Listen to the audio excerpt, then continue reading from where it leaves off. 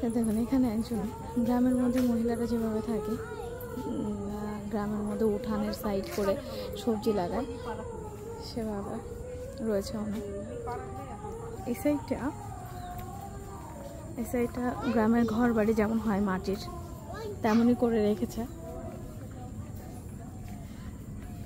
এখানে আসলে আপনি মনে করবেন পুরাটাই একটা মহল্লা, গ্রামের মধ্যে যেরকম থাকে তেমন পুরোটাই। দেখুন সন্ধ্যার সময় বাচ্চারা যেভাবে বই পড়তে বসে মাটির ঘরগুলোতে, তেমন একটা চিত্র। এখানে বই পড়ছে একটা বালক,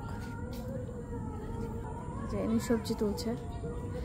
আর পুকুরে মহিলারা যেভাবে কাপড় ধোয় বা থালাবাটি ধোয়, সেভাবে উনি বসে আছে ওখানে। একেবারে দেখলে মনে করবেন যে এখানে এই ঘর বাড়ি, এই যে চিত্র তুলে ধরেছে, আপনি মনে হয় কোনো গ্রামের সত্যি সত্যি চলে এসছে। এতটা সুন্দর করে রাখা এখানে। দেখুন মহিলারা গ্রামের মধ্যে ঠিক যেভাবে থাকে সেভাবেই দাঁড়িয়ে আছে উনি।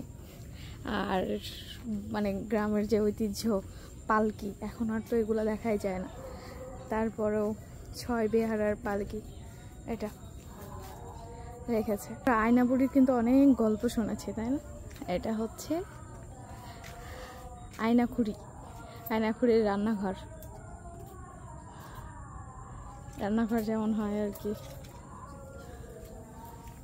মানে দেখলে আপনি অবাক হয়ে যাবেন যে এত সুন্দর করে আসলে ফুটিয়ে তোলা যায়। একটা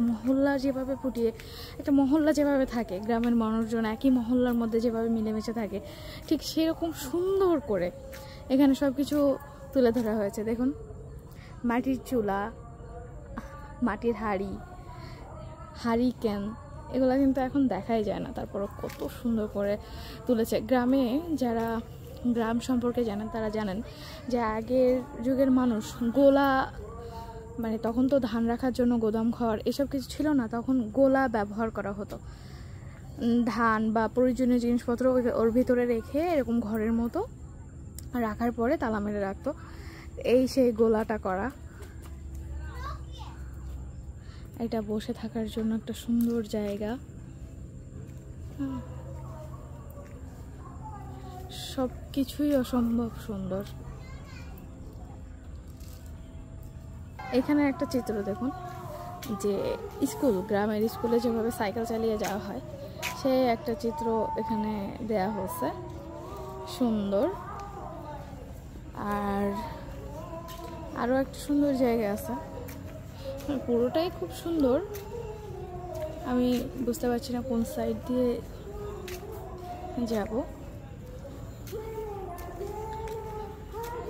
ওই সাইড দিয়ে যাই। এইটা এই যে সামনে এই জিনিসটা দেখুন একটু, গ্রামের যে মানুষ গোয়াল ঘর বলে, যে গরু গোয়াল ঘর, এই যে গরু বাঁধা গোয়াল ঘর।